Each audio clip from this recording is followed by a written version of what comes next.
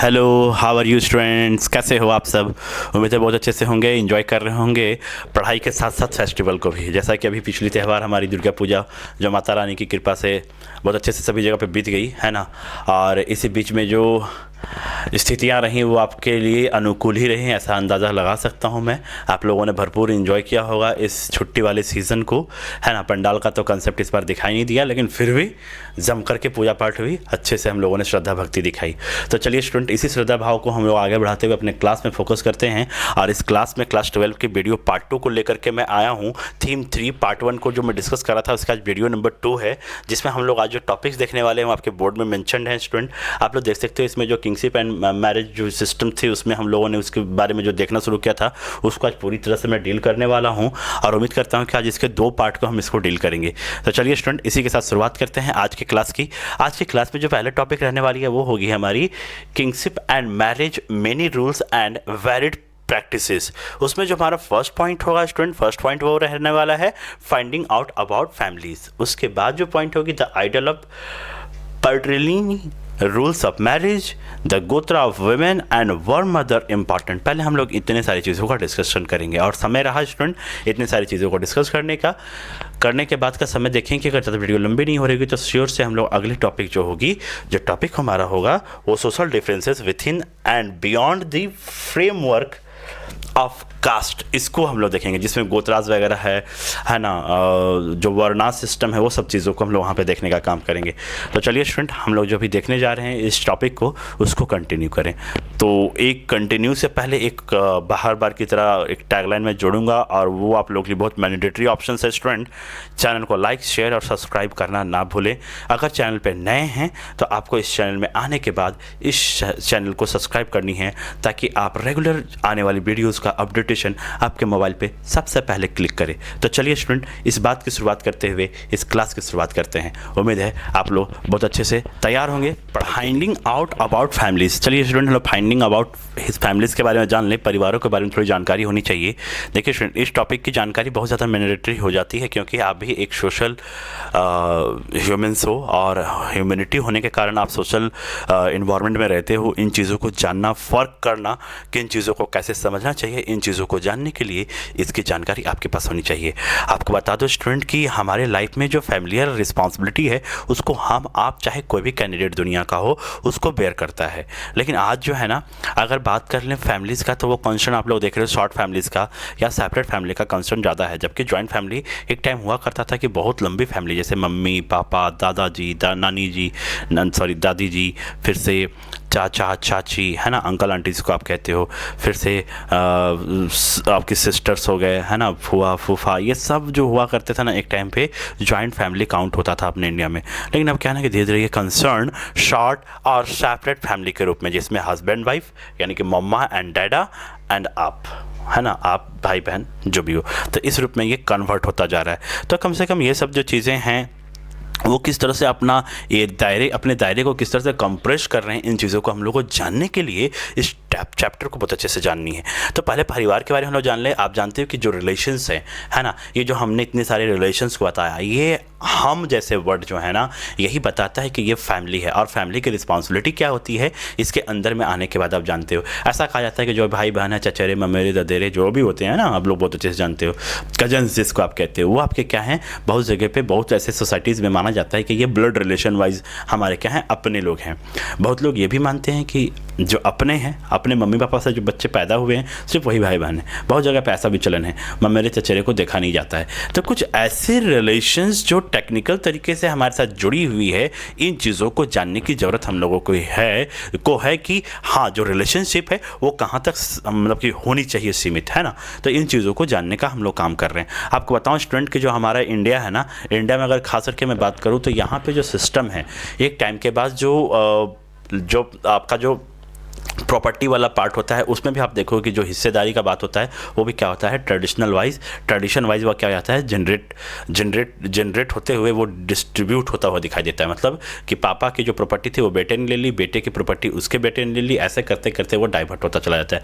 और अगर वो 2 बच्चे हैं उनके पापा के तो दो जगह वो प्रॉपर्टी डिस्ट्रीब्यूट हो जाएगी, उनके 2 बच्चे तो वो प्रॉपर्टी भी 2 जगह पर डिस्ट्रीब्यूट हो जाएगी। तो ऐसी बहुत सारी एक्टिविटीज़ हैं जो हम लोग यहाँ पर देखने का काम करेंगे। आपको बताऊँगा कि फैमिली का जो कंसर्न है, यहाँ पे फैमिली का कंसर्न कोई 1-2 के लोगों के साथ नहीं है, हमारे सारे रिलेशंस को फैमिली कहा जाता है। ठीक है स्टूडेंट, जो रिलेशंस वाले लोग हैं, है ना, उन सारे को, है ना। तो इस तरह से हम लोग जो ब्लड रिलेशन के बारे में अगर बात करें तो इन सारी चीज़ों को नैसर्गिक तौर पे जो खून का रिश्ता है उसको हम लोग फैमिली कॉल कर सकते हैं। लेकिन बहुत सारे समाज, या मैंने जैसे बताया कि पहले बहुत सारी ऐसी सोसाइटीज़ है जो इतने बड़े रिलेशंस को लेकर नहीं चल पाती है ना। आज के संदर्भ में अगर हम बात करें तो आज के जो कंसर्न में तो बताऊँ कि जो लोगों का जो सोच है वो लगभग बिल्कुल कंप्रेस हो गया है, छोटा हो गया है। लोग सोचते हैं कि लंबी फैमिली से जो अंडरस्टैंडिंग होनी चाहिए, म्यूचुअल अंडरस्टैंडिंग, वो नहीं मिल पाती। इस वजह से सेपरेशन में वो ज़्यादा फोकस करते हैं। और जो हमारे हिस्टोरियंस हैं ऐसे फैमिलीज़ पर भी वो क्या करते हैं, बहुत सारा कमेंट्स करते हैं। तो इस तरह की बातें हैं जो स्टूडेंट हम लोग को इस एक्सरसाइज पे हम लोग को अपने आप को कंसंट्रेट करके इन चीज़ों पर डिस्कस करने की ज़रूरत है। नेक्स्ट पॉइंट जो होने वाली हमारी है वो है द आइडल ऑफ पैट्रिलिनी, है ना। पैट्रिलिनी मतलब पितृवंशिक, जो आपके पापा से आपके दादाजी को, है ना, सॉरी, आपके दादाजी से आपके पापा को, आपके पापा से आपको, और आपके वो से आपके वो तक, समझ रहे ना, मतलब आपके जनरेशन से नेक्स्ट जनरेशन तक वो ट्रांसफ़र होने का काम करता है। अगर हम इस कंसेप्ट में बात करें महाभारत के स्टूडेंट, तो महाभारत आप लोग सब जानते हो ये द ग्रेट बुक है ना। द ग्रेट बुक जो कौरव और पांडव की स्टोरी को बताने का काम करता है। इसमें ये बताने का काम किया गया है कि एक ही वंश, कुरु एक वंश है ना, एक कुरु एक वंश है। इस वंश के ही ये जो शासक हैं, या फिर ये जो कौरव और पांडव जो ग्रुप में जो बटालियंस दिखाई दे रही है, ये लोग क्या करते हैं ना कि साम्राज्य एक है, उसको पाने के लिए ये लोग क्या करते हैं, फाइट करते हैं, लड़ाई करते हैं। और इस लड़ाई में देखोगे कि जो पांडव हैं वो लास्टली जीतते हैं। और इस स्ट्रगल के रूप में उनको जो रिजल्ट मिलता है वो क्या मिलता है, जो उस राजा का पद होता है, उस पद के साथ उस साम्राज्य का टोटल प्रॉपर्टी उनके हाथ में चली जाती है। आपको बताऊं कि ये जो कंसर्न है ना स्टूडेंट, ये इस कंसर्न में बहुत लंबी लड़ाई लड़ी गई थी और लास्टली कौरवों के हाथ से इनको पांडवों के हाथ में सुपुर्द कर दिया गया, उनको दे दिया गया। हालांकि ये देखा जाए तो ये जो लड़ाई है स्टूडेंट, ये लड़ाई जो है ना ओनली फॉर प्रॉपर्टी और अपने अधिकार या अपने वर्चस्व को प्रूफ करने के लिए ये लड़ा गया। दुनिया का सबसे बड़ा वॉर, या उस टाइम पर रिलीजियस वॉर कह सकते हो, ये माना जा सकता है कि धन संपत्ति, अपने हिस्से बंटवारे, अपने रिलेशनशिप को क्या अहमियत दी जाती है, इस महाभारत से आप सीख सकते हो। आप अपने घर के टेलीविज़न में आप देखते होंगे महाभारत वगैरह, है ना, जो सीरियल्स है, आप उसको जरूर अच्छे से देखना। धीरे धीरे देखोगे सब चीज़ें। आप लोग बड़े हो, क्लास 12 के स्टूडेंट हो, तो ऑब्वियसली आप इन चीज़ों को बहुत अच्छे से समझ सकते हो। आप लोग इस वीडियोस जो इसके सीरियल्स आते हैं उसको आप देखो, मैं जो कहना चाह रहा हूँ आपको क्लियर समझ में आएगी। ठीक है, तो यहाँ पर जो सिंहासन से लेकर के जो कंसर्न स्टूडेंट, वो काफ़ी ज़्यादा क्या है, इफेक्टिव रहा है। और बताऊँ कि आने वाले टाइम में इन चीज़ों का बहुत ही तरीके से क्या किया जाता था, उपभोग किया जाता था। मतलब कि आप राजा हो, राजा का जो पावर होता है वो आपको अथॉरिटी के रूप में मिल गया। उसके बाद जो उसके राइट्स हैं, उसके जो फंक्शंस हैं, उसके जो लाइफ है, रॉयल लाइफ, उन सारी चीज़ों का उपभोग करने का जो मकसद होता है, ये इसके पीछे हिडन होता है। इसके साथ ही वहाँ की जो पब्लिक होती है, जो जनता होती है, वो उस राजा के साथ जुड़ी होती है। वो राजा जो होता है उन अपने सारे प्रजाओं का या पीपल्स का, या कॉमन जनता जिसको आप कह सकते हो ना, पीपल्स, पब्लिक, उनका वो क्या करता है, केयर करने का काम करता है। उनका डेवलपमेंट, हर सुख दुख का, उनकी सुविधाओं का, जो फैसिलिटीज़ होती है, उनको क्या करता है, वो सेव करने का काम करता है। इवन अगर बाहरी अटैकर्स, जो आउटर साइड से जो अटैकर्स हैं, उन पे अगर वो डायरेक्टली अटैक करें, तो ऐसी स्थिति में क्या होता है, वो अपने सोल्जर्स के साथ उनसे फाइट करता है। और वो बाहरी पावर से, जो एक्सटर्नल पावर्स जो उस पर अटैक करते हैं, उससे क्या करता है, उनको सेफ रखने का काम करता है। एक तरह से ये कह लो कि वो जिम्मेवारी लेता है कि हाँ भैया, ऐसा है ना कि आप हमारे हो, हम आपके लिए सेवा के लिए आप तत्पर हैं, तो क्यों ना आपकी सेफ्टी हमारी जिम्मेवारी हो। इस बात को वो कंसर्न को पूरा करने के लिए कमिटमेंट के थ्रू पावर से, जो भी कह लो आप, जिस हिसाब से भी, वो क्या करता है, लड़ता रहता है और हमें सेफ्टी देती है। लेकिन आज के कंसर्न में ये चीज़ें थोड़ी चेंज हो गई स्टूडेंट। आज ऐसा नहीं दिखाया था। आज एडमिनिस्ट्रेटिव सिस्टम है, लोग सोल्जर्स पे मर रहे हैं, लड़ रहे हैं दुश्मनों से। लेकिन आज जो है ना, देश का कंसर्न है, होल इंडिया जो है वो एक कंट्री के रूप में काउंट होता है और हर लोग उसके लिए मर मिटने के लिए तैयार हैं। तो थोड़ा सा कंसर्न में जो है चेंजेस आई है। तो खैर, उन चीज़ों से हमको क्या लेना है ना, लेना है तो बस यही कि सामाजिकल सोसाइटिकल इन्वायरमेंट में किन चीज़ों का जो चेंजेस हुआ है, किस तरह से चेंजेस आई है, इन चीज़ों को जानना है और जान करके अपने कंट्री के लिए वो कंट्रीब्यूशन देना है जो हमारी माँ, धरती माँ जो हमसे रिक्वायरमेंट रखती है। तो ये थोड़ी सी ध्यान रखिएगा। तो देखिए, अगर बात करें फैमिलियर आपसे रिलेशंस वाले जो लड़ाई झगड़े करते हैं ना, उसमें 2-4 मैटर ही होते हैं। ब्लड रिलेशंस जो फाइट्स होती है, उसमें क्या क्या मैटर होता है पता है? पहला प्रॉपर्टी, पैसे को, प्रॉपर्टी को लेकर के, ज़मीन जायदाद है ना, ज्वेलरीज वगैरह जिसमें आ गया है ना, या फिर जो लैंड का पार्ट है, घर का बिल्डिंग है ना, जो property as a parents property है ना, उन चीज़ों को लेकर के, छोटे छोटे बातों को लेकर के जो लड़ाई झगड़े होते हैं, इन सारी चीज़ों से आप ये समझ सकते हो कि लोग जो है ना कितने सेल्फिश हो जाते हैं एक टाइम के बाद, और उनको अपना ही समझ में आता है, अपना ही हर कुछ समझ में आता है, अपनी फैमिली ही वो समझना चाहते हैं, अपनी फैमिली को ही देखना चाहते हैं, बाकी चीज़ों को क्या करते हैं, अवॉइड करने लगते हैं। हालांकि ये कंसर्न उनके हिसाब से ठीक है, लेकिन यार इन चीज़ों पे विवाद क्यों करना, बैठ करके सुलह कर लेना, लड़ाई झगड़े की क्या ज़रूरत है। लेकिन क्या है ना, आज का परिवेश में जो ह्यूमंस है ना, वो बिल्कुल क्या हो गया, सेल्फिश जैसी कंडीशंस पे आ गया। इस वजह से ना उन चीज़ों को वो ट्रांसपेरेंट नहीं देख पाता है, और यही वजह है कि ये आपसे रिलेशन से ही तकरार करते हैं, लड़ाई झगड़े करते हैं, और आपस में ही ये क्या करते हैं, अलग अलग खफा रहते हैं। तो खैर, ये जो स्थितियाँ हैं वो आज से नहीं, काफ़ी पहले से चली आ रही हैं। इन चीज़ों पर मेरा अपना कोई कटाक्ष नहीं है स्टूडेंट, जो आपके बुक में कंसर्न है उन चीज़ों को मैंने आपको बताने का काम किया है। जो नेक्स्ट टॉपिक हमारा है वो rules of marriage. Rules of marriage जो है ये क्या है, इसके बारे में हम लोग देखते हैं। चलिए देखते हैं। विवाह के नियम जिसको आप कह सकते हो, है ना, जहाँ पे भी फादरिज्म, मतलब फादर का पितृसत्तात्मक पैटर्निज्म है ना, जहाँ पे आएगा, वहाँ पे आप देखो कि वहाँ पे ना जो बेटे होते हैं, पुत्र होते हैं, सन होते हैं, बॉयज़ होते हैं, है ना, जिनके पेरेंट्स का, उनका वर्चस्व बहुत होता है, क्योंकि उनको सारे सिस्टम को देखने का जिम्मा जो होता है उनके ही हाथ में होता है। ये व्यवस्था पुत्रियों, जो उनकी बच्चियां होती हैं, लड़की होती हैं, इस सिस्टम से लड़कियों को अलग रखा जाता है ना, और कहा जाता है कि पैतृक संसाधन पर जो है वो, या फिर जो फादर का जो प्रॉपर्टी है उस पर किसी तरह का बेटियों का कोई अधिकार नहीं है, ऐसा कंसर्न उनको रख करके क्या किया था, लेकर के चला जाता है। लेकिन बताऊं, आज के कंपैरिजन में अगर देखा जाए तो आज ये चीज़ें बिल्कुल वेनिस हो गई हैं, गायब हो गई हैं। अब क्या है, बेटा हो या बेटी हो, प्रॉपर्टी पे अगर डिस्ट्रीब्यूशन का पार्ट होगा तो दोनों बराबर क्या होंगे, हकदार होंगे। तो खैर, ये तो खैर अलग बात है। अगर बात करें कि अगर लड़कियों की प्रॉपर्टी उस टाइम पे, जिस टाइम पे ये चैप्टर हमारा कह रहा है, आप समझ सकते हो महाभारत की बात हो रही, जब कितने समय पहले की बात है, आप अंदाज़ा लगा सकते हो।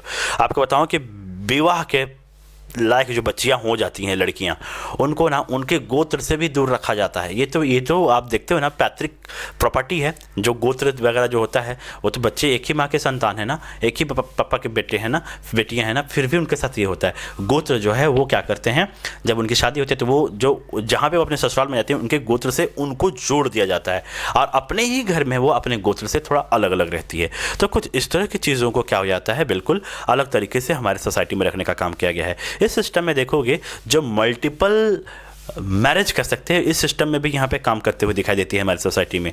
मतलब ये हुआ कि जो हाईली प्रोफाइल की फैमिलीज़ हैं, वहाँ पे आप देखोगे उस टाइम पे कि जो कम उम्र की लेडी या फिर लड़कियाँ होती थी, उनके साथ भी वहाँ पे जो चाइल्ड मैरिज, जिसको एक लाइन में हम कह सकते हैं चाइल्ड मैरिज, मतलब कम उम्र भी है ना, और जो फैमिलीज़ है वो ये नहीं देखती है कि उसको मैच्योर होने दिया जाए। मतलब ये है कि लड़की बड़ी हो रही है, थोड़ी सी बड़ी हुई, और उसको मैरिज के सिस्टम में उसको क्या कर दिया जाता था, मेंशन कर दिया जाता था, भैया ऐसा है ना कि आप अपनी जिम्मेवारी आप संभालना शुरू कर दो। ऐसे करके लड़कियों की शादी बहुत कम उम्र में ही कर दी। ठीक है स्टूडेंट, की जो आपका यहाँ की सोसाइटी में जो ब्राह्मण्स हैं, उनका वर्चस्व जो है काफ़ी ज़्यादा था।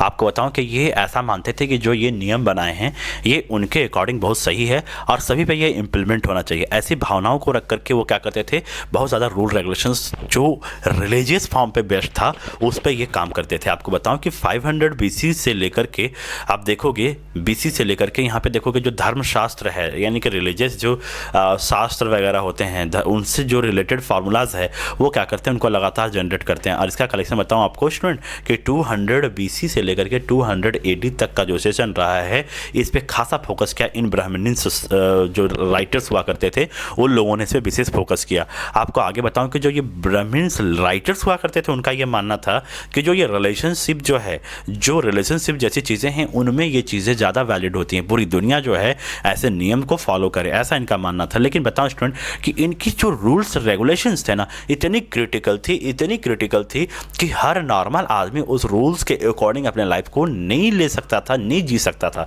इतनी ज़्यादा क्रिटिकल कंडीशंस, यानी कि क्या पाप है क्या पुण्य है, इन सारी चीज़ों का आप कोई काम कर रहे हो उसमें पाप पुण्य देखना है, आपकी जो अच्छी वाली क्वालिटी उसको फोकस करना है, गॉड के प्रति सिंपैथी पे प्रेस करनी है, ये बहुत सारी चीज़ें है ना। आपके रिलेटिव में किसी चीज़ से किसी को बुरा ना लगे, इन सारी चीज़ों को पाप माना जाना, ये वगैरह वगैरह, ऊंच नीच, ये वो सब चीज़ों को ये मेंशन करते थे। लेकिन कहो तो ज़रा कि क्या ये चीज़ें बहुत पॉसिबल है, हम आप इसको लेकर चल सकते हैं? भाई जो फैक्ट होगा उसको जरूर लेकर चलेंगे, जब फैक्ट कम होगा उसको थोड़ा हम अपने से डिस्टेंस रखने का काम करेंगे, है ना। आपको ये भी बता दूं स्टूडेंट कि इस टाइम पे ना मैरिज को लेकर के भी, है ना, मैरिज को लेकर के भी बहुत सारे रूल्स हुआ करते थे, जिसमें लगभग 8 सिस्टम, यानी कि 8 रूल्स, ऐसा कर सकते हो कि 8 रूल्स जो था ये कंपाइल किए थे, जिसमें 4 फैक्ट्स जो थे, इसके जो 4 फार्मूलाज थे, 4 फार्मूलाज थे, वो बहुत ही इफेक्टिव और अच्छी क्वालिटी के मानी जाती थी, यानी कि उत्तम माना जाता था। और 4 जो बाकी रिमेंस रह गए वो उतने अच्छे नहीं, उनको लोअर कैटेगरी का नियम माना जाता था। तो ऐसे स्टूडेंट आप ही ऐसी कंडीशन आप ही बताओ कि हर कंडीशन में आप ही अपने कंडीशंस को अप्लाई करोगे,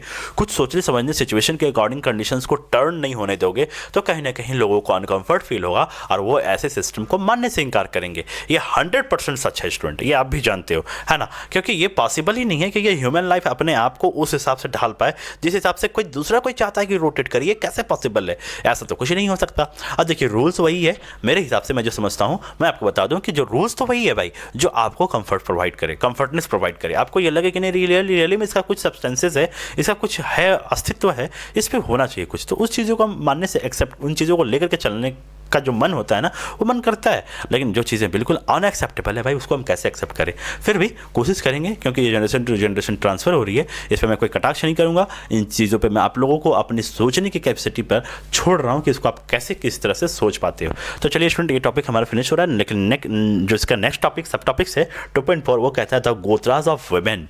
इसके बारे में हम लोग डिस्कस करने वाले हैं। तो देखिए इसमें क्या होता है, इसमें देख रहे हैं स्टूडेंट कि जो द गोत्रा ऑफ वुमेन्स में जो सिस्टम है, लगभग 100 BC के टाइम की अगर बात करी जाए, तो यहाँ पे आप देखोगे जो यहाँ पे जो गोत्राज है ना, जो गोत्र हुआ करता था, वो बहुत सारे क्लास में क्लासिफाइड करके रखा गया था। आपको बताऊं कि हर एक गोत्र वैदिक ऋषि के नाम से होता था, है ना। उस गोत्र का जो मेंबर होता था वो ऋषि के वंशज का माना जाता था। ऋषि जो संत वगैरह होते हैं ना, आप लोग संत को जानते हैं। गोत्र के भी 2 रूल्स थे, है ना। एक तो मैरिज से पहले का जो गोत्र होता था वो, और मैरिज के बाद, यानी कि मैरिज से पहले का जो पापा का गोत्र होता था वो मानते थे। आफ्टर मैरिज जो हस्बैंड का जो आपका गोत्र है उसको वो क्या करते थे, रिलेशंस के तौर पे उस गोत्र को एक्टिव कर दिया जाता था, या कह सकते हैं कि उसको अपनाना पड़ता था उस लड़की को। क्या इन नियमों का अनुसरण होता था? क्या इन चीज़ों को लोग फॉलो कर पाते थे? इस बात को जानने के लिए वहाँ के जो मेल और फीमेल हैं उनके नामों पर हम लोग ना एनालिसिस करते हैं और देखने की कोशिश करते हैं कि क्या गोत्र के नाम में कोई खास चीज़ है क्या।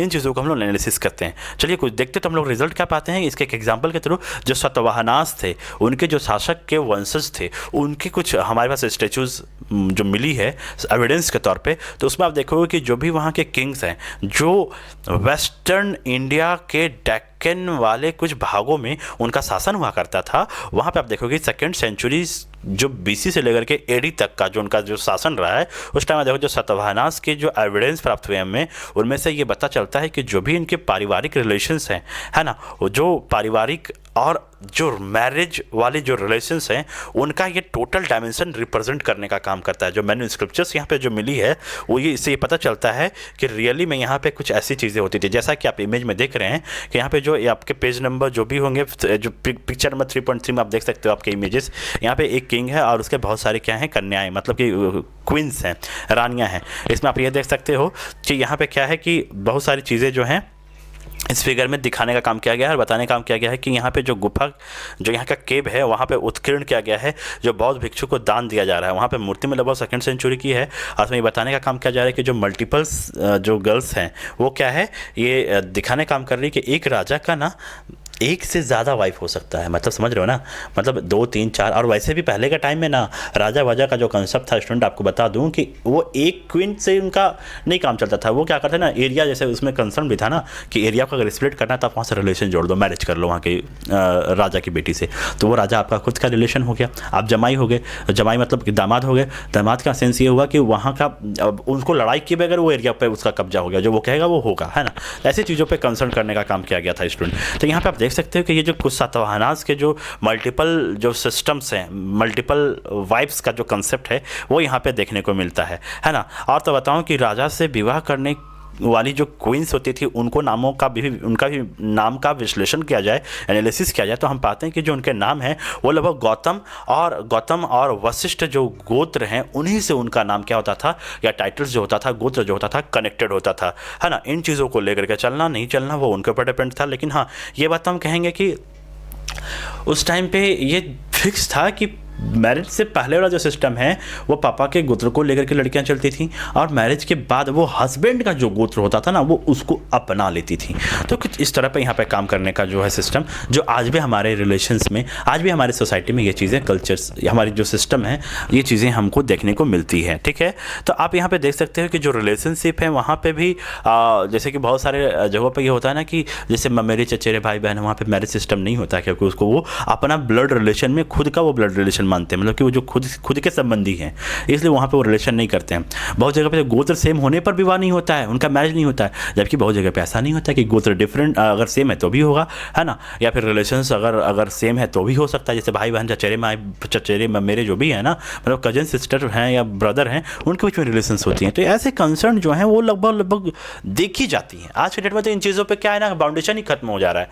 क्यों? अगर लोगों को जिस हिसाब से अपने लाइफ को जीने का मन कर रहा है, लोग जी रहे हैं। अब हमारा राइट टू फ्रीडम जो है इस चीज़ों को अलाउ करता है। हाँ, रह गया सोसाइटिकल इन्वायरमेंट में किन चीज़ों का अलावेंस है, इन चीज़ों को ज़रूर से फोकस करना चाहिए स्टूडेंट, है ना। और वैसे भी सोसाइटिकल इन्वायरमेंट को लेकर के चलनी चाहिए, क्योंकि उसमें आपके पेरेंट्स का प्राउड और बाकी चीज़ें आप खुद समझते हो, ये सब चीज़ें छिपा हुआ है। तो खैर, ये टॉपिक हमारी फिनिश होती है। इसके बाद जो 2.5 है, वर मदर इंपॉर्टेंट, क्या मदर इंपॉर्टेंट है, तो आपको बताऊँ कि आपने ये पढ़ रखा है कि जो सातवाहनास के जो राजा थे या किंग हुआ करते थे, उनके नाम जो मदर नेम हुआ करते थे, यानी कि माता का नाम जो है उसमें वो क्या किया जाता था, उनको वो मेंशन किया करते थे।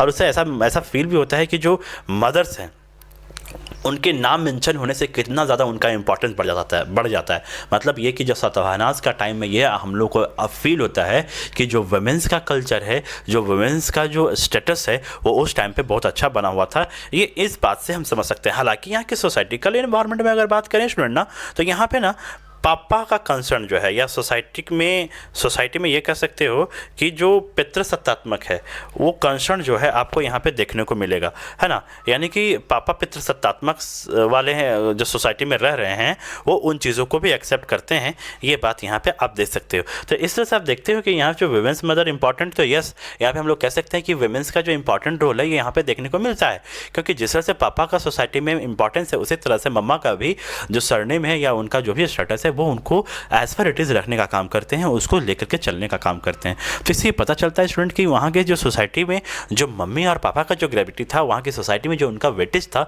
वो बहुत अच्छे से था, बहुत ही अच्छे रिस्पॉन्स के साथ था, है ना। तो यहाँ से आप ये देख सकते हैं कि वुमेन्स कहीं से भी कमज़ोर नहीं थी, उनको कहीं भी पीछे नहीं रखा गया था, उनको सोसाइटिकल इन्वायरमेंट में मिक्स करके या साथ लेकर के चलने का भी कंसेप्ट आप यहाँ पे पाते हो। तो इस तरह से ये पोर्शन आपका फिनिश हुआ स्टूडेंट। जो हमारी नेक्स्ट टॉपिक रहने वाली है वो social differences within and beyond the framework of caste, इसको हम लोग नेक्स्ट वीडियो में करेंगे। आई होप कि ये वीडियो थोड़ी लंबी ना हो, इस बात का मैं ख्याल रख रहा हूँ, है ना। तो छोटे छोटे वीडियोज़ में जो हम लोग जल्द से जल्द फिनिश करने का काम करेंगे। उम्मीद है शाम तक कोई दूसरी वीडियो भी मैं आपके लिए अपलोड कर सकता हूँ। तो क्लास 12 आज के लिए बस इतना ही रख रहा हूँ। चलिए आप लोग पढ़ाई कीजिए मज़े से, है ना। और इस चैनल के सेशन को अगर आप पसंद कर रहे हो, इस क्लास को आपको पसंद आ रहा हो, इस पढ़ाई में आपको दिलचस्पी आ रही हो, तो ऑब्वियसली मैं बोलूँगा कि जब सबसे पहले इस चैनल के जो भी वीडियोज़ आप देख रहे हो ना, उसको आप शेयर शेयर करो। शेयर करने के बाद फ्रेंड्स को भी ये बोलो कि आपके अगर नीड के लिए है तो आप इसको ऑब्वियसली फॉलो करो, सब्सक्राइब करो, लाइक करो और शेयर करो, और आपको तो वो करना ही करना है। चलिए स्टूडेंट, सभी को मेरी तरफ से ऑल द बेस्ट। पढ़ाई कीजिए, मस्त रहिए, बिंदास रहिए, मज़े से रहिए। तब तक के लिए मेरी तरफ से बाय बाय।